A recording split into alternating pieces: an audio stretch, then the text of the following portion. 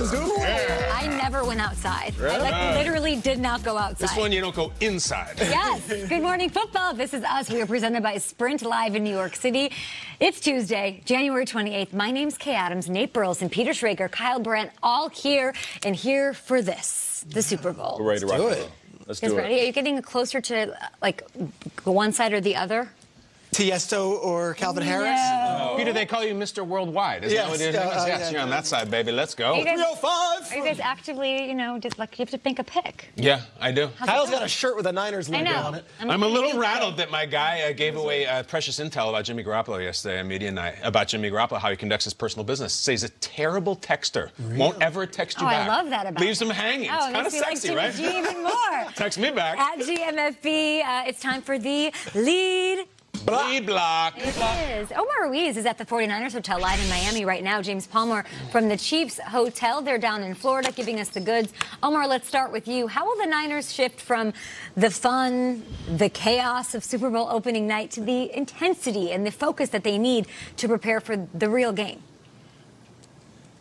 Okay, I think that's all part of the Mamba mentality. We heard James mention last hour that there was very little trash talk between these two teams last night, and I think that all had to do with some of the Kobe effect. Both teams' players still processing Kobe Bryant's death and the effect that that had on them, placing this game this week last night into proper perspective. And I think there are a few players in the NFL that had as close a relationship with Kobe Bryant than Richard Sherman. Of course, Sherman grew up in L.A. during the height of Kobe Bryant's era with the Lakers, and then the two grew close as Richard Sherman overcame his Achilles injury from a few years ago, as Kobe Bryant once did several years ago. Kobe Bryant offering constant words of encouragement and guidance through the rehab process for Richard Sherman, who, of course, had so much respect and admiration for him over the years with that Mamba mentality. I was in Arizona the night Richard Sherman tore his Achilles, and Sherman saying that was his biggest Mamba mentality, to walk off the field that night the way Kobe Bryant once walked to the free throw line to bury a couple of free throws. So as we talk about that Mamba mentality and these two teams trying to refocus on the game itself as the week goes on, easy to do to draw from Kobe's inspiration to do just that. For more now on the Chiefs and Super Bowl opening night, let's send it over to James Palmer. Well, thanks, Omar. As the Chiefs go to transition from their first experience at opening night now to their week of preparation, that trip down to Marlins Park near Miami might be the only trip down towards that area until Sunday for most of the players I spoke with. We're here about 30 minutes north of downtown Miami, and as more and more people come into the city, the expectation is it'll take even longer to get down to Miami. And most of the players told me they're going to be staying up here. They like the seclusion of the resort they're staying at. They're not going to be going out and sightseeing, maybe a dinner with family or a dinner with their position group, but really just spending most of their time here at the hotel and using their free moments to prepare for the 49ers. I talked to backup quarterback Chad Henne last night, and he told me, really, Patrick Mahomes and I are just sitting around the hotel just going, what game do you want to watch? Let's watch another one. And they're just going through 49ers film. He told me they've gone through about 12 to 15 games going all the way back to last year. Now, he said things have changed on the 49ers, Kay.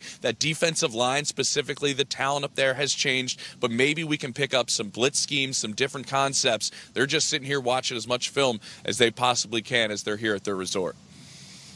There'll be a chess match out there for sure. James Palmer, Omar Ruiz, two elite reporters with respective teams. And I love that you guys aren't at ends with each other. There's no rivalry, no trash talk going on. It reminds me a lot of two other guys that are at the top of their game, George Kittle and Travis Kelce. Let's talk about them. I think I was most looking forward to seeing what they would have in store. They were surely going to be asked about each other a million times. So here's the best of Super Bowl opening night presented by Bolt 24. Well, hey there. Howdy. How we doing? What's good, big dog? I think we're doing a good job so far. I got some snacks in my pockets that I'll get in a little bit. Big snack guy, and I'm just having my best time. I'm just going to go ahead and say the things that I need to say, and I hope I say them correctly, because you got to fight for your right to party. Panda Express, Chinese food. Yeah, I love it. What would my cereal taste like? Oh, man, a mixture of Cinnamon Toast Crunch and Lucky Charms. Oh, it's going to be a good game, eh? Probably lots of maple syrup out there, and I'm just going to do my best to look at Nick Bosa's quads the whole time, eh? That was out of line. The first one, I can see a Florida man sniffing a doorbell, for sure.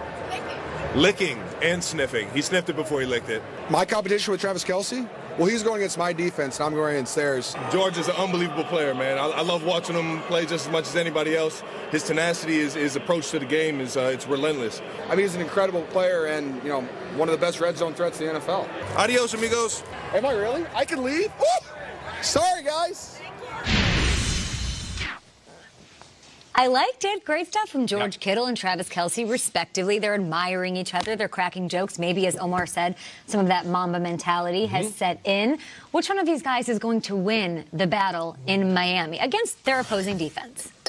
Go ahead, Nate. If you look at what Travis Kelce has done over the course of the playoffs, if you look at what George Kittle is asked to do for his team, it's completely different.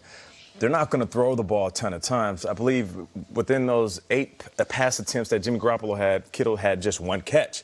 Travis Kelce, on the flip side, he can have a game like we saw, and I believe it was the divisional round, where he had the 3 touchdowns. He's always going to be a significant part of Pat Mahomes' success, because even when teams decide to focus on stopping Tyreek Hill, stopping Sammy Watkins, stopping the fast wide receivers, this guy is always going to be a matchup problem. Because here's the thing. Let me just break this down for you. If you put a linebacker on him, he can route run the linebacker. If you put a cornerback on him, he's just too big. And when you try to double him, and you usually double with 2 fast guys, it's usually 2 smaller guys, he still has a height advantage, which is why you see him catching in between 2 individuals like we're seeing in these highlights. As much as we like to describe certain skill players as unstoppable, by skill players I mean running backs and wide receivers, Travis Kelce is truly an unstoppable talent, and he doesn't give enough credit. Maybe it's the glitz, the glamour, the jewelry, and the fancy celebrations, but we need to start talking about him as a true badass because that's what he is.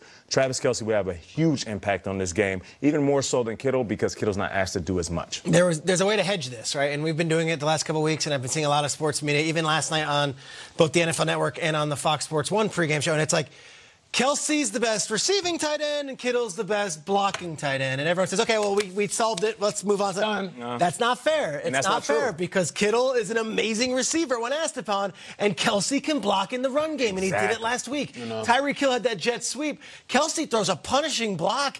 These guys are 2 of the most complete players in the NFL. Am I picking between the 2? We can look at stats, and you know what? It depends on how this game goes, because to say that Kittle didn't get a lot of looks last week, well, that wasn't part of the game plan. Right. Kittle actually dominated last week, blocking every single Packer that came in his way, helping most. Don't you feel like Kelce's going to block his butt off in this game? He has because to. of like, this? I'm tired of hearing that. I know. I would block. get so annoyed. It's always like, well, he's the blocker and you're the receiver. I think it's the best 2 tight ends we've ever had in the Super Bowl. And I'm thinking we've had Dallas Clark, Jeremy Shockey. We've had John Mackey, Mike Ditka, Ertz, and Gronk were an incredible one. But these 2, I think, are the de facto best 2 we've ever had. And I realized it, though, last night. What I stumbled upon is the matchup I'm most looking forward to, because they even said it. We don't play each other. Now, Sherman versus Tyreek is nice. But George Kittle versus Frank Clark is worth the price of admission. Clark was asked, you know, Clark's kind of a loose cannon. What do you think about George Kittle? Oh, great, 2nd best tight end in the league. Like, immediately, right out of his mouth. And he was asked, did you see what Kittle did to the Packers? And he's like, he's never seen somebody like me before. It's 2 talkers, 2 of the best players on either side. Kelce and Kittle are a great show, and they were awesome last night. Kittle went on this long rant about his father sends him letters pulling from Lord of the Rings to inspire him before games. Really interesting. But Kittle versus Frank Clark is what I'm watching on the first snap. I like that it doesn't exist between the 2 of them, the competition. Sure, they drive each other and they're motivators, and Kelce may very well be motivated to block a little bit more.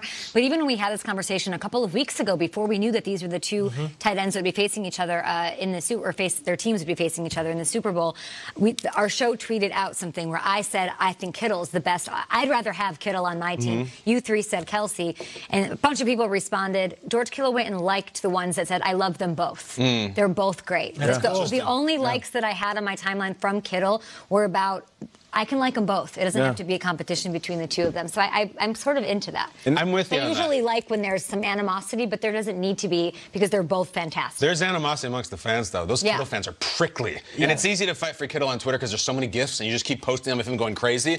Nobody loves Kittle more than me. I got the T-shirt on. I said Kelce that day. Don't you feel like Kittle's going to be more involved in the passing game in this game? I hope so. He's just going to get open and make it happen. Unless they say what's working, don't fix it unless it's broken. He's a spark either way, whether they run or whether they want to get that ball going.